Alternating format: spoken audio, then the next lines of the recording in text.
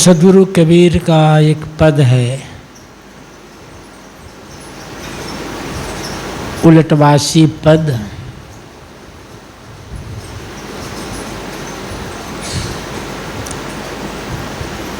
यमते उलट भये हैं राम, दुख बिन से सुख कियो विश्राम। बैरी उलट भये हैं मीता, साकट उलट सुजन भय चीता।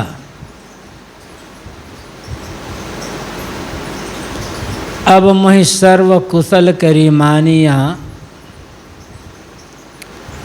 शांति भई जब गोविंद जानिया।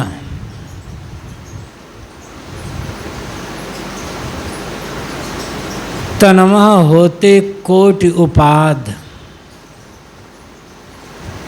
उलट भई सुख सहज समाद। आप पिछाने आपै आप, रोग न व्यापै तीनों ताप। अब मन उलट सनातन हुआ, तब जानिया जब जीवत मुआ। कहें कबीर सुख सहज समावहु, आप न डरो न और डरावहु।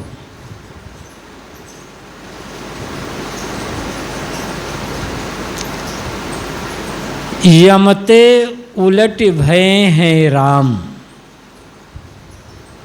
यमराज उलट कर राम बन गया। यमराज यमराज मृत्यु का देवता, मारने वाला, और राम मुक्ति देने वाला, मोक्ष देने वाला।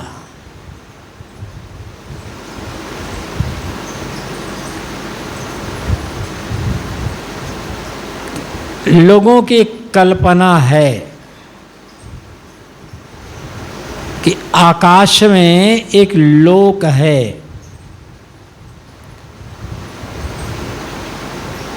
जहाँ प्राणी मर मर कर जाते हैं, जिसे यमलोक कहा जाता है। वहाँ का अध्यक्ष कहें या व्यवस्थापक कहें, मालिक कहें, यमराज है। वो मृत्यु का देवता।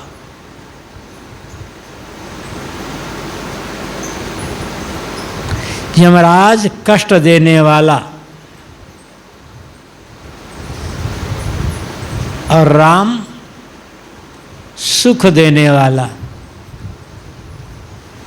मोक्ष देने वाला, अमरता देने वाला।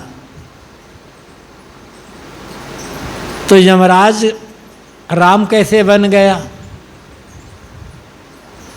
जो मृत्यु का देवता है, मारने वाला है, वो अमरता प्रदान करने वाला कैसे होगा?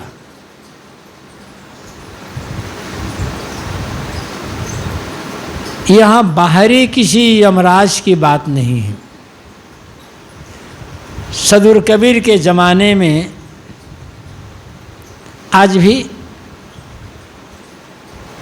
यम की बड़ी चर्चा है।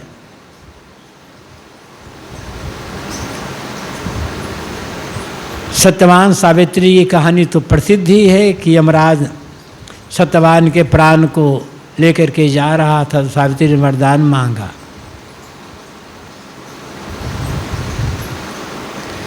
सद्गुरु कबीर के ज़माने में भी यमराज की बड़ी चर्चा थी, क्योंकि कबीर साहब का संबंध वैष्णवों से बहुत रहा है। इसलिए कबीरवाणी में वैष्णव शब्दावली बहुत कुछ प्रयुक्त हुआ है।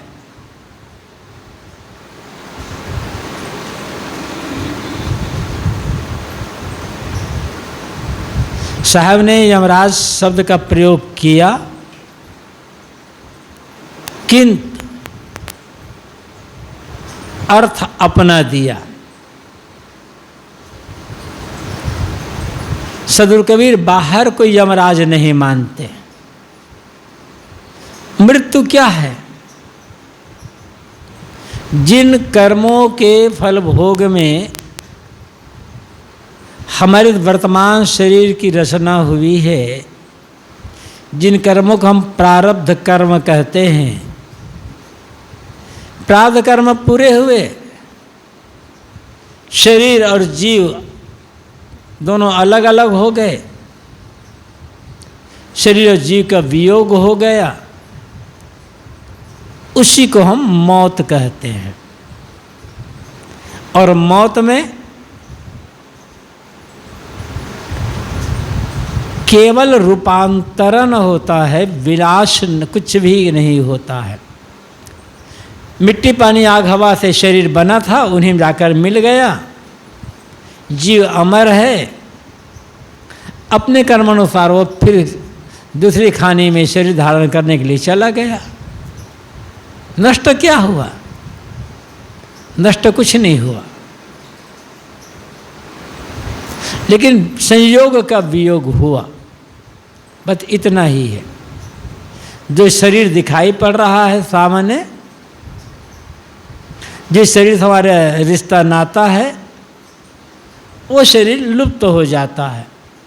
लुप्त तो होता है बाद में, उसमें से जीव निकल जाता है, कहो, या दोनों का वियोग हो जाता है, कहो, उस वही मृत्यु है।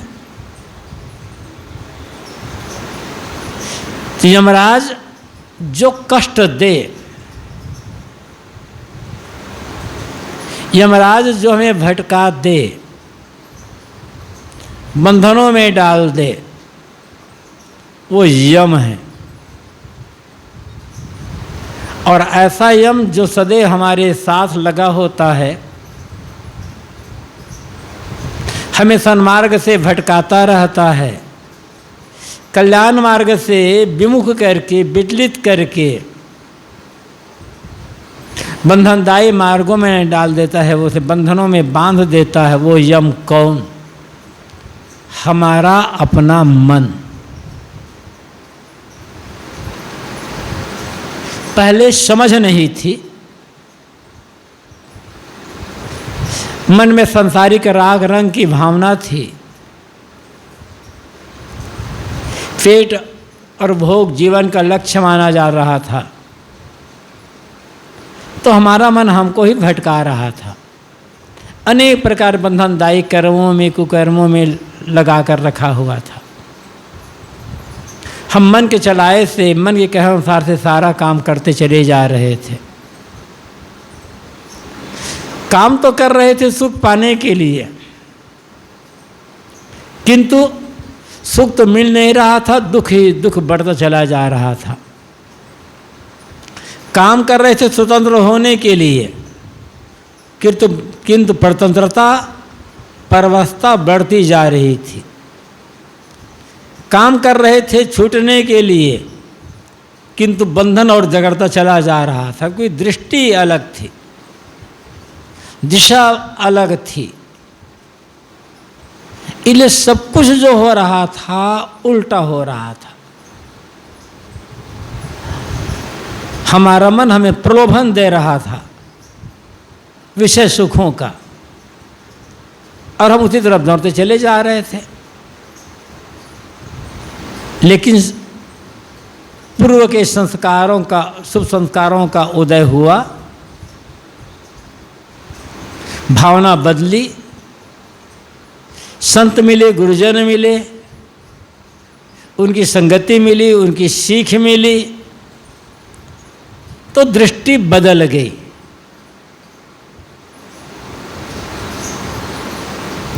और अब यह हो गया कि मानव जीवन पशुतुल्य भोगने के लिए नहीं मिला है, किंतु भवसागर को तरने के लिए, बंधनों को काटने के लिए मिला है। ये मानव जीवन भोग भूमिका नहीं है, कर्म भूमिका है और मोक्ष भूमिका है। सेवा, भक्ति, संयम, साधना, ज्ञान, वैराग्य के पद पर चलकर हम अपने सारे बंधनों को काट करके सब समय के लिए अपने को दुख मुक्त कर सकते हैं। तो अब तक जो काम हो रहा था वो उल्टा हो रहा था, अब सीधा काम होने लगा। अब जो कुछ होता है बंधन काटने के लिए होता है। मन में सांसारिक राग रंग की भावना थी तो उसी तरफ प्रवृत्ति हो रही थी। अब मन में भावना हो गई कल्याण साधना करने के लिए, तो प्रवृत्ति उधर हो गई। यही मन जो बांधने वाला था अब तारने वाला हो गया। मन एव मनुष्याणाम कारणम बंध मोक्षयो, मन ही मनुष्य के बंधन और मोक्ष का कारण है। वही मन बंधन का कारण बन जाता है और वही मन मोक्ष का कारण बन जाता है। उपयोग हम क्या करना चाहते हैं?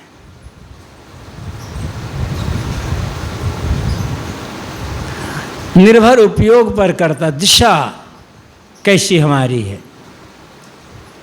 इसके लिए एक बहुत सरल उदाहरण हर कोई समझ सकता है। कोई कह सकता है कि जो मन यमराज बन करके बंधन का कारण बना हुआ है, बांधने में लगा हुआ है, वही मन राम बन करके कल्याण का कारण और मुक्ति का कारण कैसे हो सकता है? मन तो एक है, या तो बंधन का काम करेगा या मुक्ति का काम करेगा। बात सही है, किंतु दिशा, जैसे ताला को खोलने के लिए और बंद करने के लिए चाबी अलग अलग नहीं होती। ताला खोलने की चाबी अलग होती है, बंद करने की चाबी अलग होती है, ऐसा तो है नहीं। जब हम चाबी को दाएं से बाएं घुमाते हैं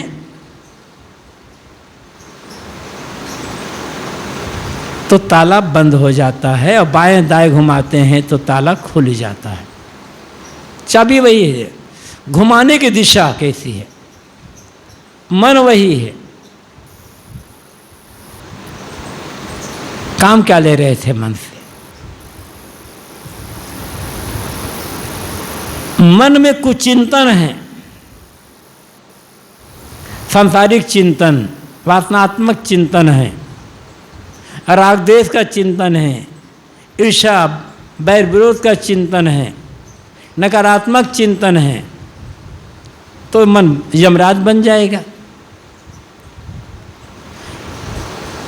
यदि हमारा चिंतन, हमारी सोच, हमारे विचार नकारात्मक है तो जीवन में कहीं सुख नाम की कोई चीज नहीं होगी। हमारा मन हर समय शैतान बनकर हमारे पीछे लगा रहेगा, दुख पर दुख। और यदि मन का चिंतन सकारात्मक है, ज्ञान विवेक विचार पूर्वक है, आत्मचिंतन में डूबा हुआ है मन, तो पूरी जिंदगी में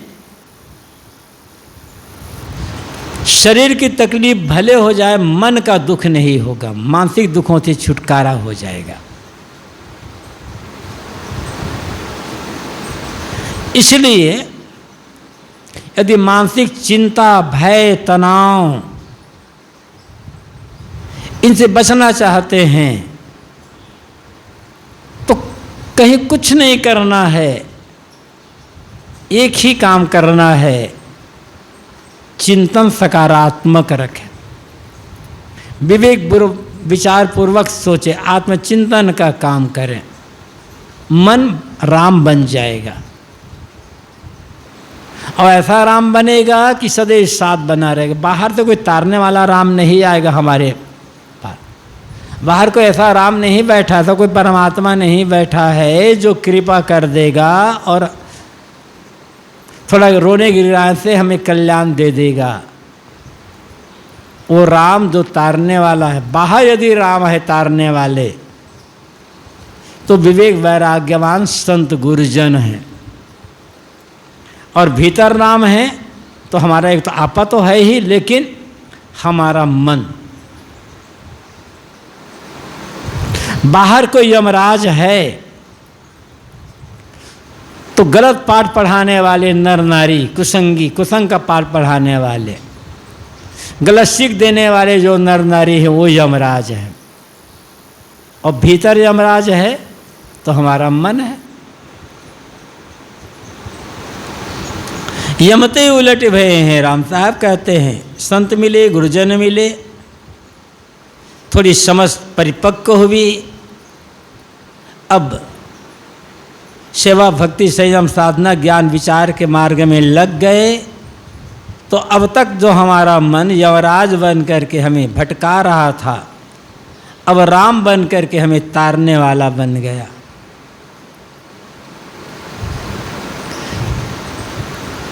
ये उल्टा नाम जपना है। कहा जाता है ना कि रत्नाकर बागे चल करके आदि कवि महर्षि वाल्मीकि कहलाए। पहले लूटने का मारने का काम करते थे। सप्तऋषि मिले, उनकी संगत से आंखें खुली कि मैं जो कर रहा था गलत है। तो उन्होंने कहा मेरा रास्ता क्या कल्याण का। तो उन्होंने कहा राम राम जपो। तो रत्नाकर ने कहा जिंदगी भर मारने का काम किया हूँ, ये जो आप कह रहे हो ये मैं नहीं कह पाऊंगा। तो सप्तऋषियों ने या नारद ने जो भी हो कहा कि ऐसा नहीं है तो तुम मरा मरा जपो। राम राम नहीं कह सकते तो मरा मरा जपो। मरा मरा कहते कहते राम राम हो जाएगा। तो वाल्मीकि मरा मरा जपने लगे, मरा मरा जपते रहते राम राम हो गया। और फिर वो आदि कवि महर्षि वाल्मीकि हो गए। एक कहानी, उल्टा नाम, एक कहानी है, सिर्फ कहानी है।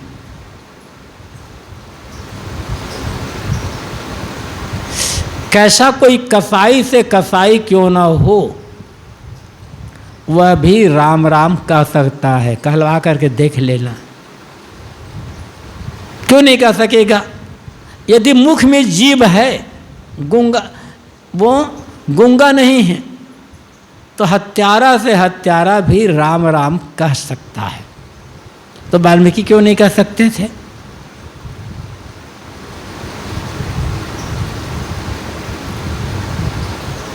और वाल्मीकि के जमाने में राम नाम का जप था ही नहीं।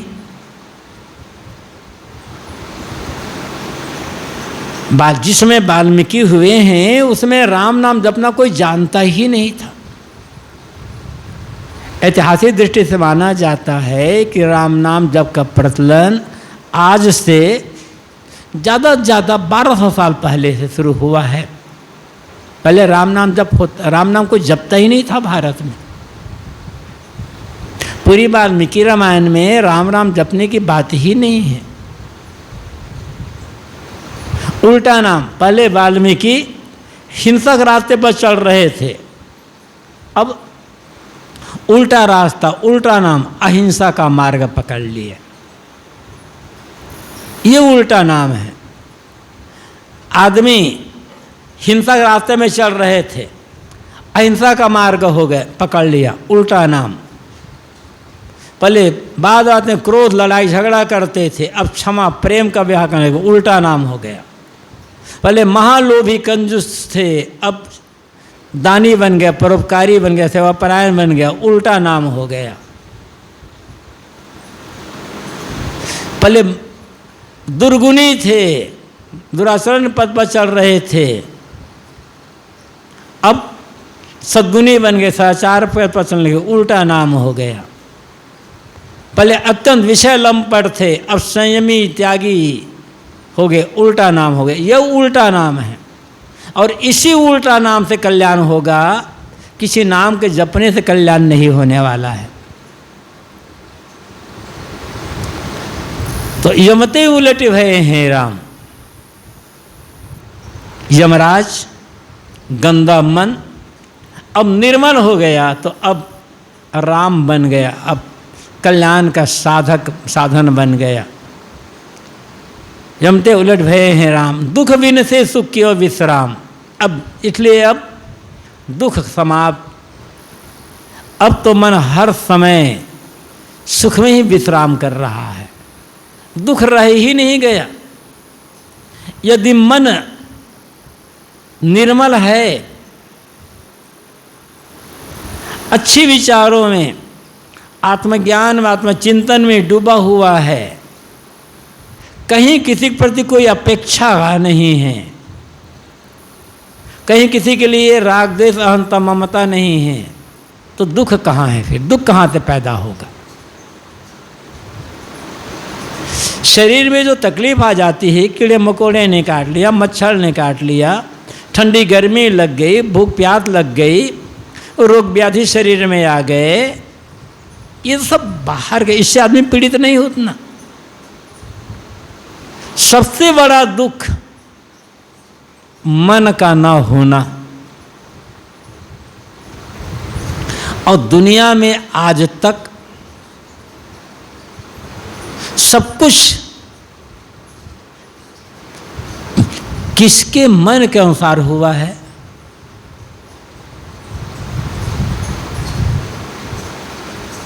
अपेक्षाएं बहुत ज़्यादा होती है और वास्तविकता कुछ और होती है। बस यही समस्या पैदा होती है, यहीं से दुख पैदा होता है।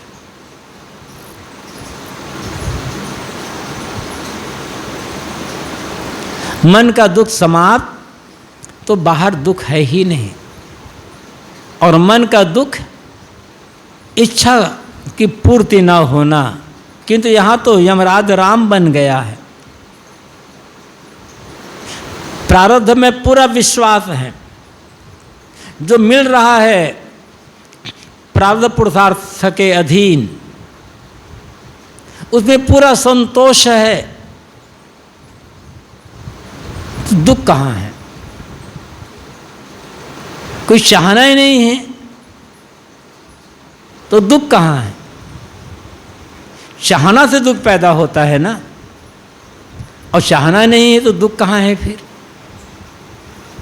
इसलिए अब मानसिक जो दुख है,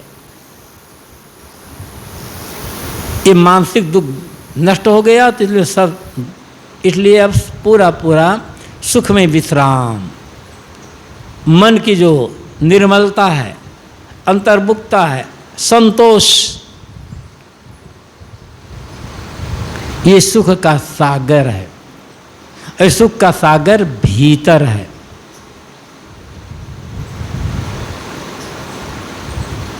सुख का सागर बाहर नहीं है, भीतर। और हर आदमी अपने मन के दुखों से अपने बचाने में स्वतंत्र है। सदगुरु कबीर ने जो कहा है 84वीं रमैनी में, ऐ जीरा तय अपने दुख ही संहार, जहि दुख व्यापी रहा संसार। कितनी करुणा है इस पंक्ति में, थोड़ा सोचो तो पता चलता है। कितने प्रेम से कह रहे हैं साहब, ऐ जीरा। जीरा किसको कहा जाता है? जिसके प्रति अत्यंत प्रेम होता है, उसके लिए जीरा शब्द का प्रयोग होता है। और साहब ने अनेक जगह कहा है, ऐ लोगों, ऐ भाइयों, तुम अपने आप को दुखों से संभालो, बचाओ। कौन दुख से? किस दुख से? यही दुख व्यापी रहा संसार, जो दुख पूरे संसार भर में व्याप्त है। वो कौन सा दुख है? मन का दुख। और ये मन का दुख का कारण क्या है?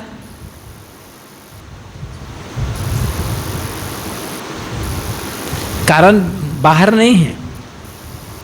साहब ने उत्तर दे दिया है, आशा तृष्णा सब घट व्यापे, कोई महल नहीं सुना, बस ये दुख का कारण है।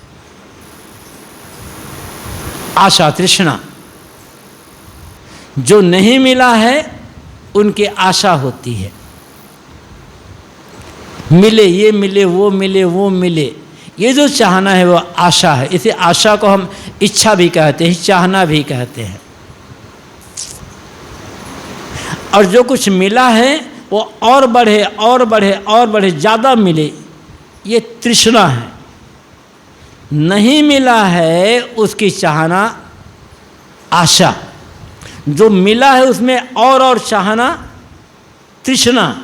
और साहब कहते हैं हर घट में व्याप्त है ये, और यही दुख का कारण है। क्योंकि अब यमराज राम बन गया है, संतोष में रम गया है, तो चाहना ही नहीं रह गई, तो दुख कहाँ रह गया। अब तो हर समय सुख ही सुख है। बैरी उलट भये हैं मीता, साकट उलट सुजन भय चीता। बैरी उलट करके मित्र बन गया।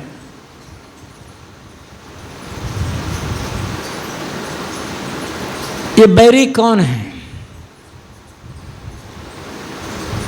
बाहर कोई ऐसा बैरी है नहीं, बैरी भीतर है। यदि भूलवश या नासमझीवश कोई आदमी हमसे, हमारे साथ बराबर दुर्व्यवहार कर रहा है और हम उसकी प्रतिक्रिया में नहीं पड़ते, बदला लेने की क्रिया तो करते नहीं, बदला लेने की भावना भी मन में नहीं है। दुर्व्यवहार करने वाले व्यक्ति के साथ भी यदि अपना व्यवहार प्रेम पूर्ण है, सद्भावना पूर्ण है, मिठास से भरा हुआ है, तो धीरे धीरे जो दुर्व्यवहार कर रहा है उस आदमी का भी मन बदल जाता है। फिर धीरे धीरे वही आदमी सहयोगी बन जाता है, मित्र बन जाता है। जब हम प्रतिक्रिया में पड़ते हैं तो हमारा मन तो जलता ही जलता है, फिर उधर से और प्रतिक्रिया होती है, फिर वो और दुर्व्यवहार करता है। हमारा जो गलत व्यवहार है, हमारे जो गलत कर्म है, बाहर शत्रु बनाते हैं। लोगों की समझ, जिसकी जैसी समझ होती है वो वैसे करता है। उसकी समझ गलत है, कहीं ना कहीं उसकी समझ गलत है। या तो हमारे द्वारा उसका कुछ नुकसान हुआ होगा, उसे कोई तकलीफ मिली होगी, दुख मिला होगा, तो प्रतिक्रिया में पड़ करके वह हमारे साथ दुर्व्यवहार कर रहा है, हमें तकलीफ देने को, अपमान करने को उस पीछे पड़ा हुआ है। तो गलती हमारी है तो उसे क्षमा मांग लेना होगा, प्रतिक्रिया खत्म हो जाएगी। और गलती हमारी नहीं है, हमने उसके साथ कोई गलत व्यवहार नहीं किया है, फिर भी वो कर रहा है, तो आदमी नासमझ है। प्रतिक्रिया में पड़ने की आवश्यकता नहीं है। शांत और उसके साथ सही व्यवहार, तो बाहर का बैरी धीरे धीरे इस प्रकार से मित्र बन जाते हैं। बस प्रतिक्रिया में पड़ना बंद कर देना है। अब व्यवहार करना भी है तो मीठा व्यवहार कर लेना, सेवा का व्यवहार कर लेना, प्रेम का व्यवहार कर ले। असली बैरी तो भीतर है।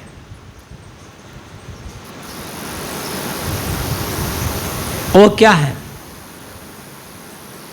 हमारी गलत आदतें, हमारे अपने दोष, दुर्गुण, दुराचरण, हमारा अपना गलत स्वभाव, ये बैरी है।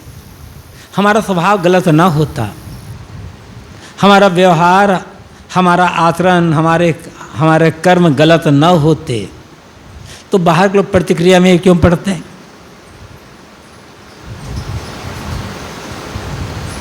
तो असली बैरी ये है, तेरा बैरी कोई नहीं, तेरा बैरी फैल, अपनी फैल मिटाए ले, गली गली कर सैल। सदगुरु कबीर कहते हैं कि बाहर तुम्हारा बैरी कोई है नहीं, तुम्हारी जो बुराइयां हैं, तुम्हारे जो दोष हैं, यही तुम्हारे बैरी।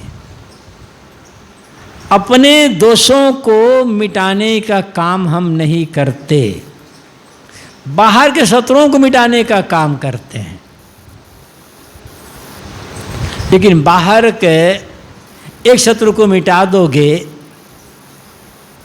तो 10 शत्रु पैदा हो जाएंगे। क्योंकि जब मारोगे किसी व्यक्ति को, उसकी हत्या कर दोगे, तो उसके कुल कुटुंबी परिवार के लोग आपके बैरी बन जाएंगे। 10 को मारोगे तो 100 लोग बैरी बन जाएंगे।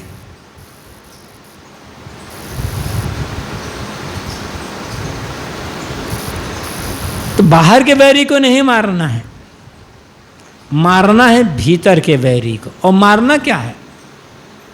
आदत का सुधार कर लेना, गलतियों का त्याग कर देना, यही मारना है। गलतियों का त्याग हो गया, आदतें सुधर गई, बस बैरी खत्म। चूंकि यमराज अब राम बन गया है, तो यमराज के जो साथी थे वो लोग अब सहयोगी बन जाएंगे।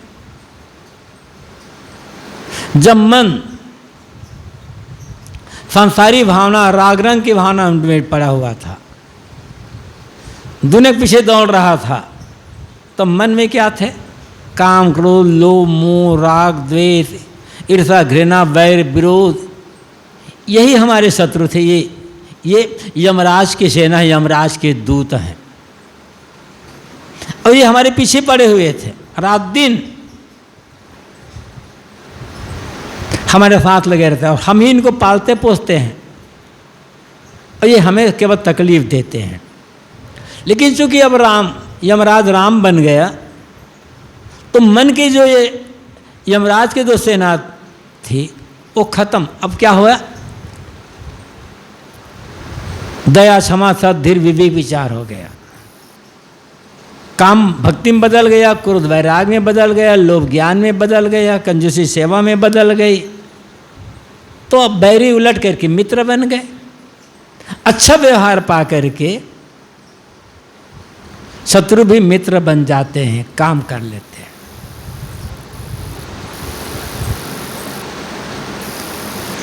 तो बैरी उलट भय मित्र, साहब तो बैरी उलट कर मित्र। बाहर किसी बैरी को जीतना नहीं है। मुख्य शत्रु कौन है?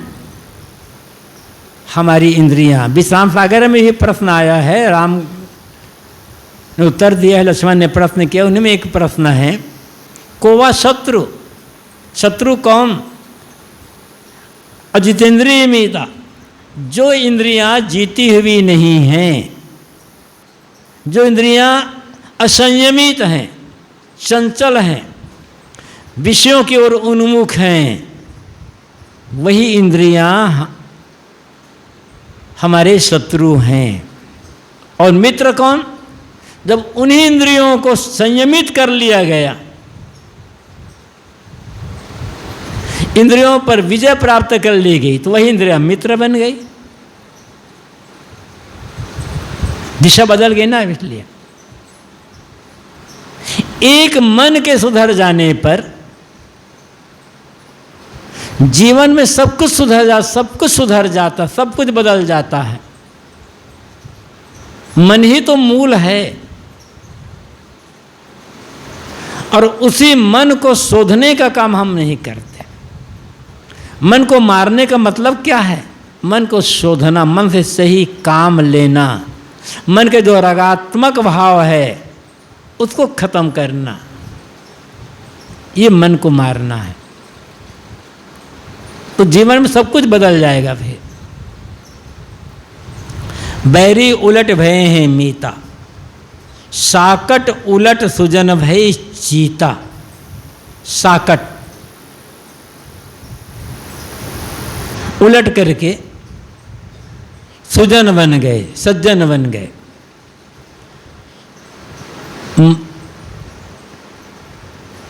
जब संत मिले, गुरुजन मिले, उनकी संगत पा करके साकट आदमी भी सज्जन बन जाता है। साकट, साकट का अर्थ क्या होता है? निगुरा। लेकिन निगुरे का अर्थ क्या है? कहते हैं जो व्यक्ति किसी संत गुरुजन से दीक्षा नहीं लिया है, नाम नहीं लेके है, संत किसी गुरु शिष्य नहीं बना है, वो निगुरा है, वो साकट है।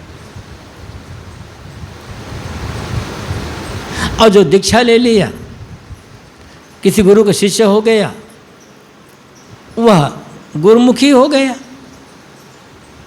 ये तो बाहर की बात है, व्यवहार की बात। साकट वह है जिसके कर्म गंदे हैं, खान पान गंदे हैं, व्यवहार गंदे हैं, आचरण गंदे, स्वभाव गंदा है, वह साकट है। कंठी पहना है कि नहीं पहना कोई फर्क नहीं पड़ेगा। किसी गुरु से दीक्षा लिया है नहीं लिया कोई फर्क नहीं पड़ने वाला है। धार्मिक वह है जिसके खान पान, जिसका बात व्यवहार, जिसका आचरण, जिसके कर्म, जिसके चाल चलन सब सुंदर है, वह गुरुमुखी है, वो गुरु के शिष्य है। सबसे बड़ा साकट तो हमारा मन है ना। इस मन की गंदगी सोचते हैं, पता नहीं मन क्षण क्षण में क्या क्या सोचता रहता है। कभी देखते हैं, कभी विचारते हैं। इससे बड़ा साकट हमारा जो मन है, इससे बड़ा साकट और कहाँ मिलेगा आपको? इतना गलत है यह, इतना गलत, इतना गलत, हद। ये जो मन है, इससे बड़ा कुकर्मी और कोई नहीं मिलेगा। यदि मन में कुकर्म ना हो तो आदमी बाहर से कुकर्म कैसे करेगा? मन को पसंद क्या है? गंदगी। जैसे सूअर गंदगी चीजें खाता है और गंदगी में लोटा रहता है, उसी में पड़ा हुआ है। सूअर को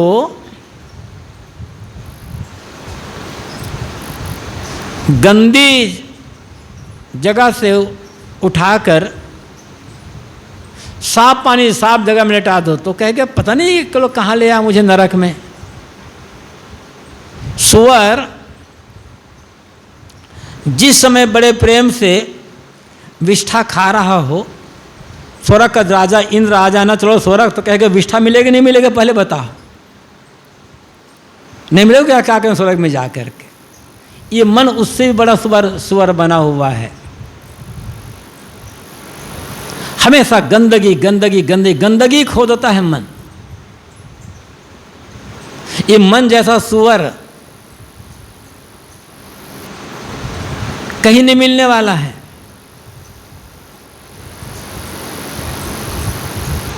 लेकिन अभी ये साकट मन क्या हो गया? सुजन बन गया, सज्जन बन गया, क्योंकि स्वभाव बदल गया है। अपने मन को ही मुड़ लिया जाए, अपने मन को शिष्य बना लिया जाए, फिर बाहर कोई शिष्य बने या न बने क्या फर्क पड़ता है। इले साहब ने कहा है, केसन कहा मुड़ाई, इसमें साहब आया है, केसन कहा बिगाड़िया जो मुड़े 100 बार। साहब कहते तुम बार बार सिर के बाल को मुड़वा रहे हो, ये क्या बिगाड़ा है केशों ने? तुम्हारे सिर के बाल ने क्या बिगाड़ा है जिसे बार बार मुड़ रहे हो तुम? केसन कहा बिगाड़िया, केसन कहा बिगाड़िया जो मुड़े 100 बार, मन को काहे न मूड़ते जामे विषय विकार। मन को मूड़ो, और जिसने मन को मूड़ लिया, मन को चेला बना लिया, समझ लो पूरा संसार उसका चेला बन गया। अब किसी का इसे चेला बनाने की आवश्यकता नहीं है। और यही तो कठिन काम है। साधनाओं की साधना मन को मोड़ना, गंदे मन को निर्मल बनाना, मलिन मन को निर्मल बनाना, फिर तो सब बढ़िया हो गया। तो संत जब गुरुजन मिलते हैं, संस्कार शुभ उदित होते हैं, थोड़ा सा जब यदि हम ध्यान देते हैं तो हमारा मन साकर से उलट करके, निगरस उलट करके सुजन सज्जन गुरुमुख हो जाता है, गुरु शिष्य बन जाता, पवित्र निर्मल हो जाता है।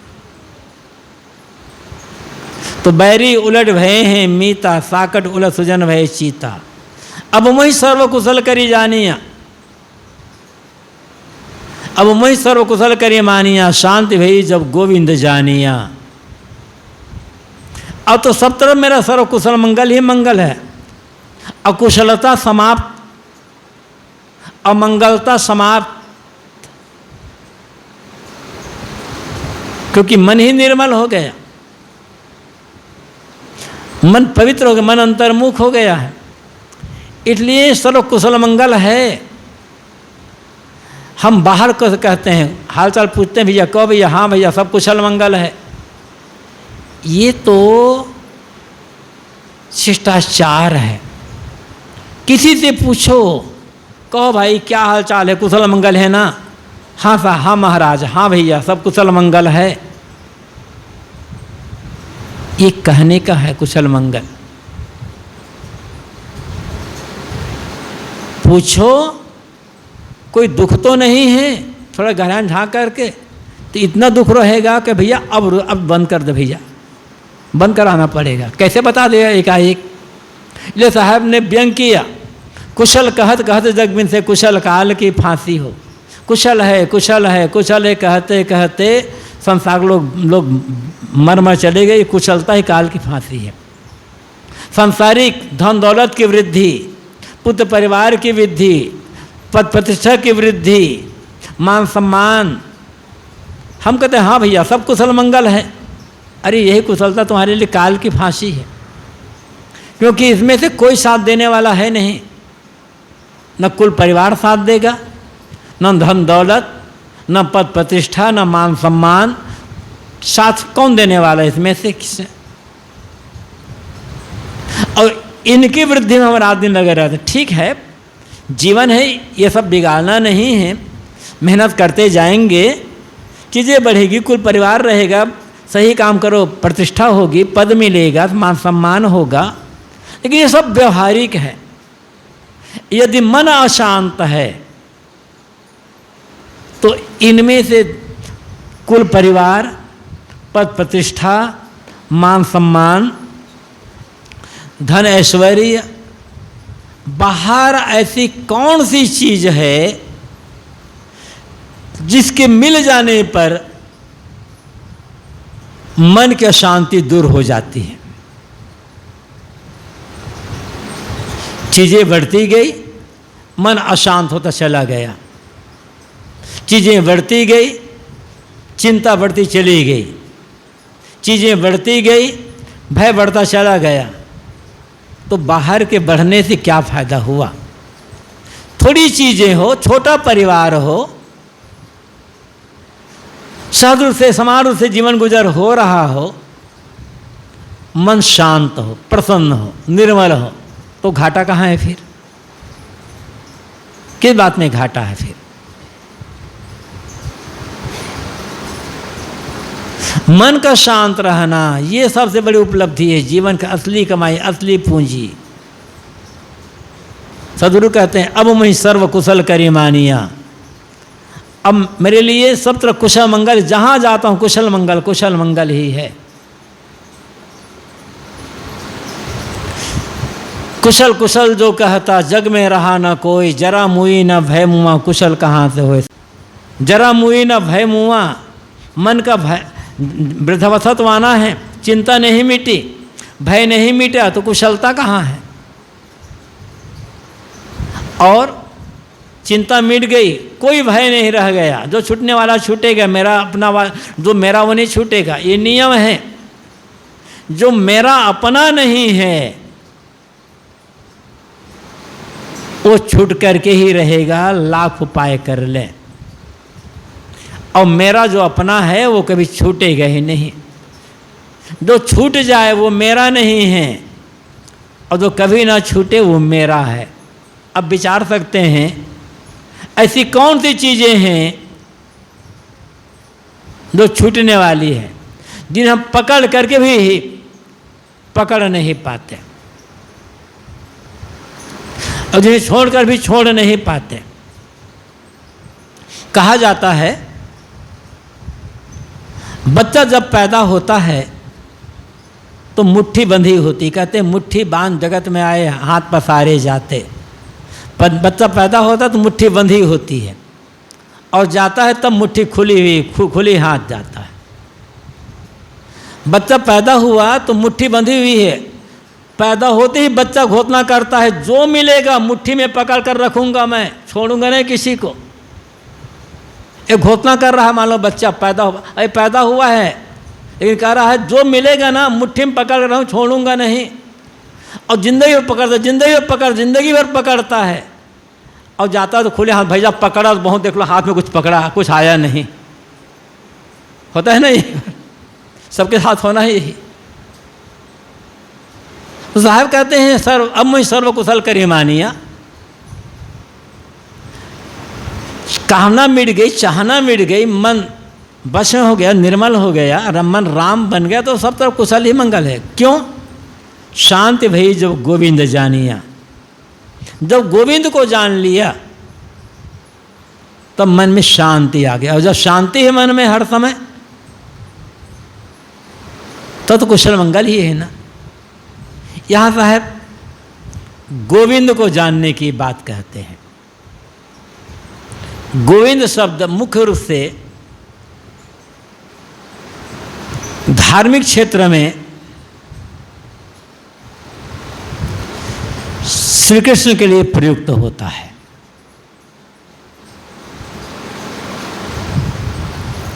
लेकिन सद्गुरु कबीर ने श्री कृष्ण को अपना कहीं भी उपास्य या इष्ट नहीं माना है।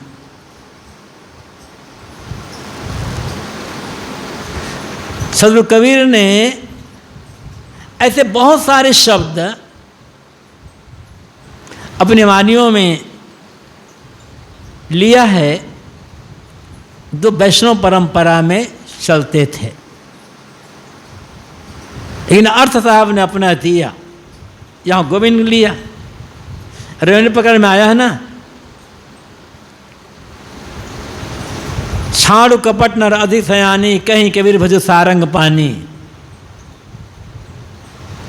अधिक चतुराई और कपट छोड़ दो और सारंग पानी का भजन करो। सारंग धनुष, पानी हाथ, जो हाथ में धनुष लिए हुए हैं उनका भजन करो। कौन? विष्णु और राम, दोनों सारंग पानी है, और दोनों को साहब इष्ट नहीं मानते, दोनों का आलोचना कर देते हैं। माया के रिबसी बड़े ब्रह्मा विष्णु महेश,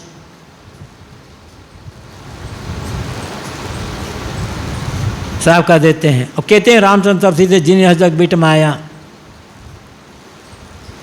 तो ये एक मेल मिलाप की भावना है साहब की। वैष्णव लोग मिलने आते थे तो उनकी प्रसन्नता के लिए साहब ऐसे शब्द का प्रयोग करते थे। यहाँ शब्द है साहब का शांति भई जब गोविंद जानिया।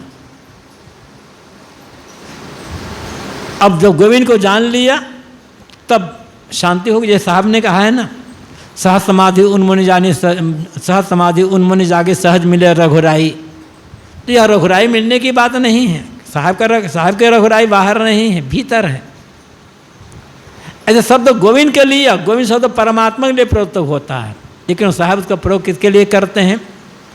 अंतरात्मा के लिए करते हैं। जब अपने आप को जान लिया, अंतरात्मा की सही समझ हो गई और मन बाहर से मुड़कर आत्मलीन हो गया, सारी इच्छा कामना मिट गई, कोई चाहना रह ही नहीं गई, और ये पता चल गया कि जिसे मैं पाना चाहता हूँ, जिस ब्रह्म को, जिस राम को, जिस खुदा गाड को, परमात्मा को, वो तो मैं ही हूँ, मेरा अपना स्वरूप ही है। ऐसा जानकर मन स्थिर हो गया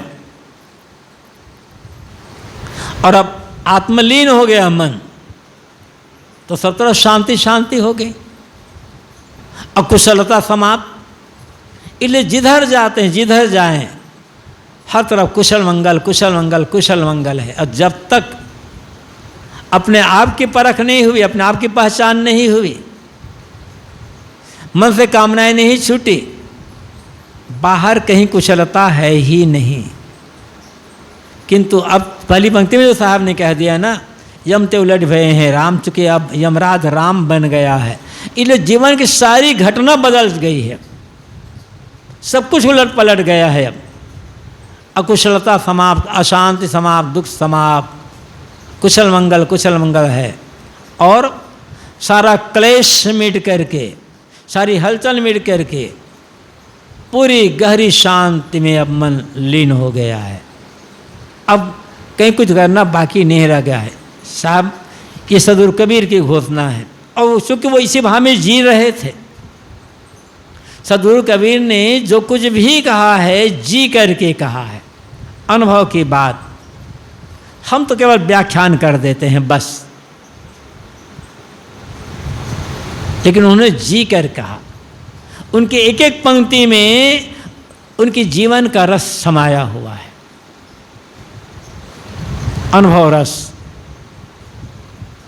उस अनुभव रस को हमें समझना है और उसी का अनुभव हमें करना है। यही हमारी साधना भक्ति का परिणाम होगा। अहम शुद्ध चैतन्य ज्ञान स्वरूपम अजरहम अमरहम अखंडम अनूपम अहम शुद्ध चैतन्य ज्ञान स्वरूपम अजरहम अमरहम अखंडम अनूपम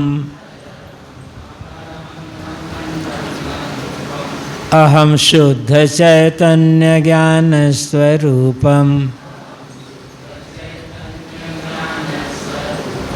अजरहम अमरहम अखंडम अनूपम अहम शुद्ध चैतन्य ज्ञान स्वरूपम अजरहम अमरहम अखंडम अनूपम